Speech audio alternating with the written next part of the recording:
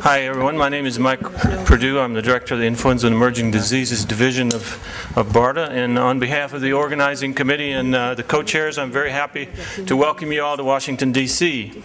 We appreciate you taking the time to come today, and I know that some of you are coming from international venues that have had particular challenges with the weather, as we've all been having lately, so thank you again for coming. This workshop is entitled A Sustainable Influenza Vaccine Production Capacity Stakeholders Workshop, which is a long name, but we believe we have a manageable number of objectives, and we'll cover that later this morning. But first, we are very happy to have with us this morning Dr. Nicole Lurie. Dr. Lurie is Assistant Secretary for Preparedness and Response at the U.S. Department of Health and Human Services, and prior to that, she was Senior Natural Scientist at Paul O'Neill Alcoa Professor of Health Policy at the RAND Corporation. And there she directed RAND's public health and preparedness work, as well as RAND's Center for Population Health and Health Disparities. She served previously in the federal government as Principal Deputy Assistant Secretary in the HHS, in state government as a medical advisor to Commissioner of the Minnesota Department of Health, and in academia as a professor at University of Minnesota. Dr. Lurie has a long history in health services field, and primarily in the areas of access to and quality of care, managed care, mental health, prevention, public health infrastructure, preparedness, and health disparities. Among her many roles, she also serves as a senior editor for Health Services Research and on several editorial boards and reviewer for numerous journals. She served on the council and was the president of the board of directors for the Academy of Health Services Research, and has been on a number of other national committees. She's a recipient of numerous awards. Dr. Lurie continues to practice clinical medicine in healthcare safety net in Washington, D.C. And finally, Dr. Lurie has had an enduring interest in influenza and influenza vaccination over her career, which we're very happy about that. And we very much look forward to having her thoughts on the workshop, and appreciate you taking the time to be with us, Dr. Lurie.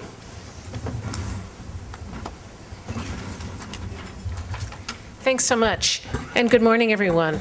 I'm delighted to be able to welcome you to this Stakeholders Workshop today, and to address a topic that I think we all needed attention before our recent H1N1 adventure, which is to build on the WHO Global Pandemic Action Plan to increase vaccine supply and to really take a hard look at sustainable production capacity. I first especially want to recognize and thank Dr. Marie Falchini, Director of the Vaccine Research Initiative at WHO, for co-chairing this workshop and for her significant contributions to its planning and development. Obviously, events over the past decade, beginning with SARS and then H5N1, were critical wake-up calls to the global community to figure out how we're going to address these important issues. Obviously, we all realized in post-SARS and in planning for H5N1 that we weren't adequately prepared, and that ensuring global health security is really in all of our mutual interests. Since then, there have been over $3 billion put into pandemic preparedness, and that's really significantly increased our collective capacities and certainly have helped in our current H1N1 response. But our current experience, too, it's fair to say, has for sure identified additional gaps, both for us here in the U.S., I suspect for all of you in your respective countries, and for global preparedness in general, not only for pandemic influenza, but for other kinds of diseases with pandemic potential. We spent a long time earlier on in our pandemic planning thinking about some of the major challenges, ranging from virus sharing to ensuring that vaccines and antivirals were available for those who don't have access to them. And we planned for a specific kind of pandemic. Well, obviously, this thing didn't follow the script very well. And I think we're really lucky that it didn't. Obviously, we all know that this started to Mexico and spread first through the U.S. We were all planning for a pandemic that might start in Asia, and that didn't happen. But the great part about this is that things like the virus sharing and open communication and collaboration were fairly immediate, and I think have been sustained and have been global. As the pandemic progressed, many countries really stepped up, and President Obama's focus on multilateral approaches to better meet the needs of developing countries has really contributed to a very substantial effort to donate vaccine or manufacturing capacity to WHO. And I think the collaboration and work with all of the donor countries in WHO has been really terrific. But this certainly has not been enough.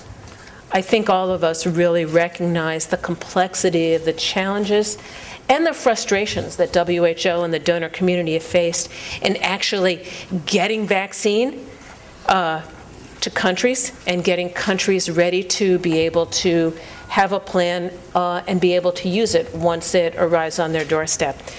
So that, I think if we had any doubts at all, I think it lets us know that just thinking that the developed world is going to donate vaccine to the developing world is not enough, that we absolutely have to be sure that countries around the world have the manufacturing capacity and the skilled workforces to be able to meet their needs and those of their neighbors. Obviously, in an effort to do this, there's been work since about 2006. The government of Japan, the U.S. Department of Health and Human Services, BARDA, et cetera, have provided about $39 million to WHO to work to increase capacity to produce vaccine in 10 developing countries. And we saw the fruits of some of that really pay off through this. And we're continuing, I think, to work on efforts to increase manufacturing capacity, to technology transfer, train people. This obviously creates jobs and expands global partnerships in many, many ways. The impact of developing independent and sustainable production capacity could and should have far-reaching impact on the ability of many nations not only to prevent illness and death from influenza, but to really serve, I hope, as a model for other vaccine-preventable diseases and how we think much more broadly about global public health response. To that end, I think sustainable development is certainly one of the 3 pillars of this administration's foreign policy agenda. And the U.S. government, as well as many others, are very strongly committed to health development. We all recognize, obviously, that good health is a necessary condition for economic development, global prosperity, and global health security. So this conference and the discussions about sustainable vaccine manufacturing capacity really could not come at a better time. In the face of our global experience with H1N1, we all, I think, recognize the set of issues and needs. And the good part is we are all focused right now on doing far better than we have this time around. This conference also comes at a time of our own review of medical countermeasures. And as many of you know, the Secretary has charged my office with reviewing our entire medical countermeasure enterprise, whether it's about pandemic vaccines, countermeasures for other kinds of man-made or naturally occurring threats, really from end to end, and make a set of suggestions about how to strengthen that enterprise. So that's going on at the same time. And that very much, again, touches on many diseases of importance for the developing world. So that's underway, and a preliminary set of findings we're hoping will be ready by the end of the first quarter of this year. The other thing I just want to comment, that while this conference is one that really focuses on getting stuff made, it's also important not to forget that once you've got the stuff, in this case the vaccine, you actually need a process to overcome the myriad legal and logistical barriers to get it to people. And frankly, for it to be acceptable to people. In the face of a much more severe public health emergency, we've really been talking a lot about the fact that in this country we can't have a kind of countermeasure that only half the population will accept and have confidence in. And I think we need to do a lot more work to help understand the acceptability and confidence in vaccines really throughout the world if we're really going to be serious. So it's not only about the manufacturing capacity and the technology transfer and the science involved, but it's all that stuff that we talk about on the right-hand side. You know, getting it to country, getting it into people, having people being really willing and able to best accept it and use it. And, you know, if you sort of look at all the steps in between, what we find every time we take a look at this is that there's probably a step or two that we didn't recognize needed to happen in all of our planning. So really careful planning that outlines every single one of those steps is really important. So we're talking about sustainable manufacturing capacity. Let's not forget that it has to get into vials or in sprayers or into whatever it's going to get into. And that's another one of those kind of rate-limiting steps along the way. Anyway, the goal of this idea, I think, more than this conference, more than anything else, is to get ideas out on the table. So I want to encourage all of you to be really active, not passive participants in this discussion. You know, consensus is always nice, but it should not ever be at the expense of groupthink, which I think is sort of all too easy in settings like this.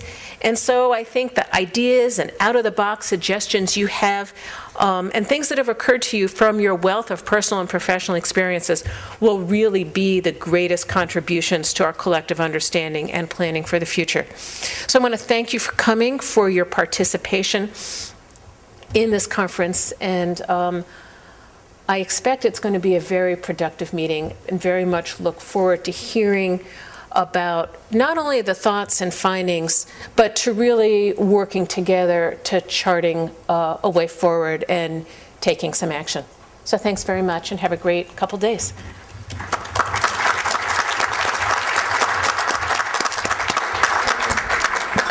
Thank you very much, Dr. Lurie, or